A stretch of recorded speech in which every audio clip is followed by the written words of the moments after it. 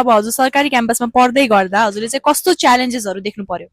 सरकारी क्याम्पसमा पढ्दाखेरि चाहिँ यसको प्रोज र कोन्सहरू दुइटै छ। तर अब प्रोजको कुरा गर्दाखेरि चाहिँ बिआरएलबीको एज अ स्टुडेन्ट फीको कुरा गर्नु छ भने चाहिँ अहिले यहाँ चाहिँ अराउन्ड 4 लाख जति छ। तर अब यदि प्राइभेट कलेजको कुरा गर्नु छ भने चाहिँ त्यसमा चाहिँ अराउन्ड 9 लाख 10 लाख जति, इभन 12 लाख जति पनि हुन्छ के।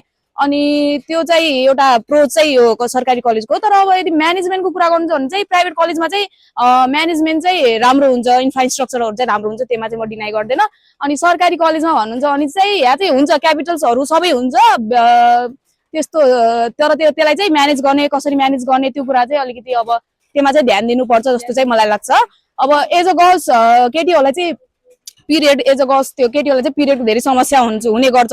अनि जसको लागि चाहिँ अब प्राइभेट कलेजहरूमा चाहिँ मलाई चाहिँ प्राइभेट सरकारी सबै कलेजहरूमा चाहिँ एउटा त्यो पिरियडको प्याड प्रोभाइड गर्ने मेसिनहरू चाहिँ हरेक कलेज उहरूमा चाहिँ राख्नुपर्छ। अनि यसको चाहिँ अवेरनेसहरू फैलाउनु पर्छ जस्तो चाहिँ मलाई लाग्छ।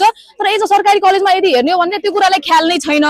अलिकति त्यो कुरामा चाहिँ मलाई ध्यान दिनुपर्छ जस्तो लाग्छ। सबसे मेन कुरा चाहिँ के छ भन्दाखेरि चाहिँ नोटिस चाहिँ यहाँ अलिक टाइममा प्रोभाइड हुन्न, जसले गर्दा चाहिँ स्टुडेन्टलाई गाह्रो हुन्छ। अब मेरो साथीले अस्ति भर्खरै प्र्याक्टिकल इक्जामको बीएससीको प्र्याक्टिकल इक्जाम थियो। प्र्याक्टिकल इक्जामको चाहिँ 81 अब फागुनमा हुन्छ भनेको प्र्याक्टिकल इक्जाम चाहिँ 81 अब माघमा हो, के अरे यो माघमा हुन थाल्यो कि। अब 4 दिन अगाडि नोटिस आयो। अब त्यस्तो गर्दा कति गाह्रो भयो। उसले चाहिँ रातभरि बसेर चाहिँ त्यो प्र्याक्टिकल त्यो गराउनु पर्यो के।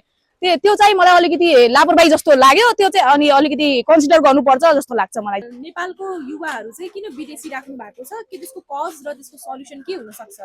गाउँघरमा चाहिँ अलिकति अब त्यो कुराले चाहिँ अब इम्प्लोइमेन्टतिर ध्यान नगरेर अब विदेश नै एउटा उपाय नै विदेश नै हो भन्ने जस्तो चाहिँ कुरा गर्ने। अनि एउटा चाहिँ ऋणको भारी जस्तो कुराले पनि अब त विदेश नै जा, अब त्यो छोराछोरीलाई पढाउनु भन्दा पनि त विदेश नै जा, त्यो उपाय नै विदेश हो भन्ने जस्तो चाहिँ मलाई उहाँहरूले चाहिँ कुरा गर्नुहुन्छ जस्तो चाहिँ लाग्छ।